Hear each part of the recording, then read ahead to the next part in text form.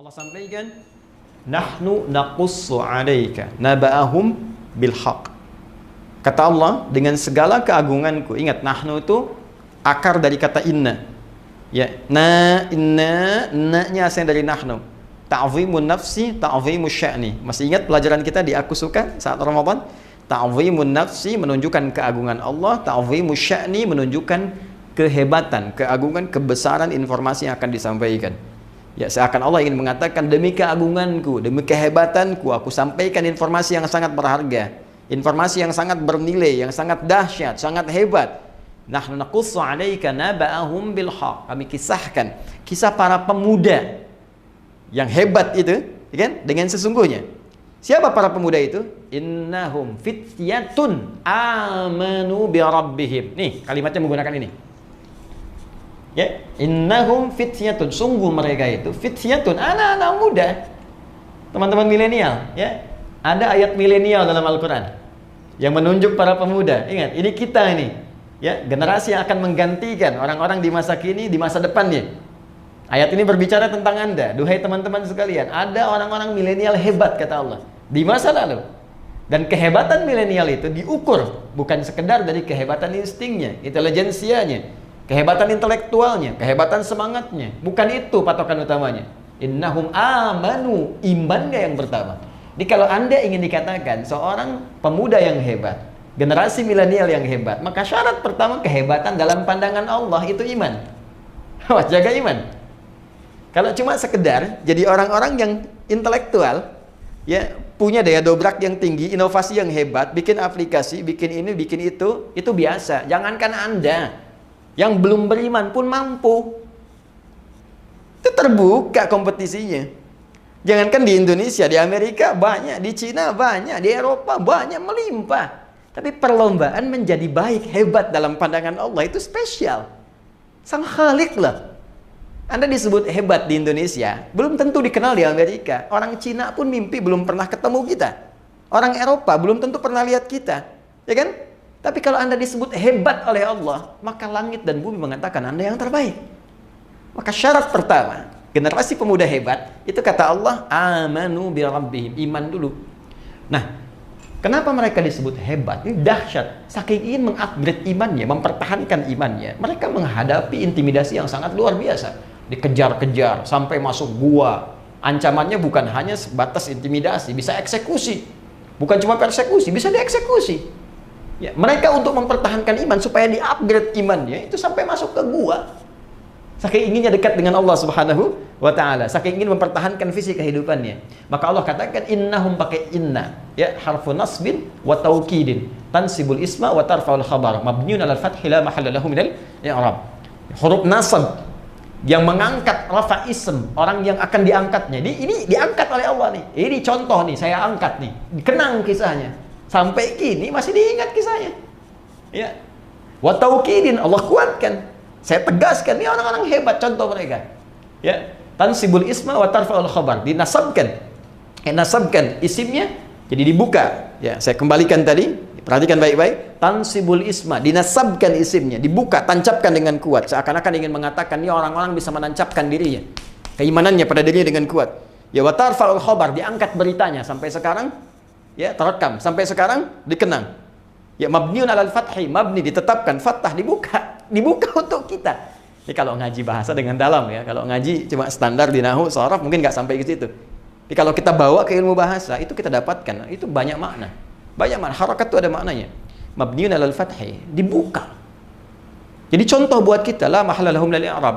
Tidak ada tempat untuk mengalami perubahan, nggak goyah dia. I'rab itu kan berubah, nggak goyah. Ini luar biasa. Nah, yang menarik apa? Belum selesai ayatnya. Wazidnahum huda. Ketika mereka mampu mengupdate imannya, mau naik ke level yang ini, sehingga merasakan kenikmatan iman, apa yang terjadi? Kami tambahkan hudan. Tuh. Jadi syarat pertama, untuk menjadi orang takwa, itu beriman, upgrade iman kita, maka hudan akan turun. Hudan lil muttaqin. Ketika para pemuda tadi bisa mengangkat upgrade imannya, maka hudan turun. Apa yang terjadi ketika hudan turun? Nikmat kan? Ya, siratal ladzina an'amta alaihim, kembali ke An-Nisa 69, ulaika ma'al ladzina an'amallahu alaihim, maka dapat nikmat dari Allah. Apa nikmatnya? Allahu Akbar, tinggal tidur 309 tahun. Ya, di gua lagi. Ya, Anda tinggal di tempat sempit, ngontrak masih mengeluh. Sederhana, mereka di gua, kasur nggak ada, tempatnya keras, sinar terbatas. Tapi kalau sudah mendapatkan hudan, ya nikmat saja. Ya, matahari putar kanan, putar kiri, cahaya dicukup, nikmat. Bayangkan 309 tahun tidur enak banget. Begitu bangun kayaknya baru kemarin tidur. Coba lihat. Ya, Masya Allah. Ada orang tinggal rumah mewah, tempat tidurnya luar biasa. Setiap 9 menit bangun. Apa kenikmatannya? Anda boleh kaya, tapi belum tentu bahagia. Ya. Anda boleh hebat, ya, tapi belum tentu mendapatkan nilai-nilai kemuliaan seperti yang digariskan ini. Jadi ini syahidnya, ini contohnya.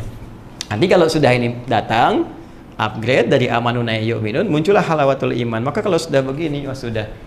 Ya, passion apapun nikmat saja. Apapun tinggal pilih. Mau dengan tenaga, mau dengan harta, mau dengan ilmu, mau dengan kedudukan, bebas, semuanya nikmat. Ya, Bilal itu cuma dengan tenaga, Abu Bakar dengan harta bendanya, Ali bin Abi Thalib dengan ilmunya, Amr bin As dengan kedudukannya, semua punya passion masing-masing. Bilal kalau mau jualan, mau dagang, bisa kaya. Sahabat Nabi banyak dikenang, bisa dimuliakan, tawaran banyak sepeninggal Nabi. Tapi kalau milih jadi muadzin dengan tenaga saja cukup. Kenapa? Karena levelnya sudah ke sini, sudah nikmat. Allahu Akbar, Allahu Akbar. Begitu azan, Nabi mengatakan, aku mendengar suara terumpahmu di surga. Aku mendengar suara terumpahmu. Bilal sederhana, baru adzan, terumpah saya sudah di surga. Ngapain cari yang lain, dengan adzan aja bisa ke surga? Itu Bilal. Cerdas kan? Yang lain cari dengan passionnya masing-masing. Ada yang usaha, ada yang macam-macam. Tapi yang saya ingin katakan, apakah yang kita kerjakan nikmat enggak? Itu aja poinnya. Nih, halawah. Udah ada halawah enggak? Ya? Sudah halawah enggak? Sudah nikmat belum? Pekerjaan kita nikmat enggak sekarang? Hah? Kalau lebih dahsyat lagi, nggak ada beda. Saat sehat nikmat, diuji sakit nikmat, saat ada harta nikmat, kayaknya cukup nikmat gitu. Jadi semua tuh kayaknya terlihat anugerah Allah saja. Kalau sampai situ, wah udah luar biasa. Nah ini biasanya saking nikmatnya nanti hudan ini kalau sudah masuk kepada jiwa orang beriman, naik tingkat ke sini, maka Allah akan rekatkan di hatinya. Rekat. Jadi hudan itu rekat di hati. Kan iman itu saya pernah sampaikan amalan hati kan?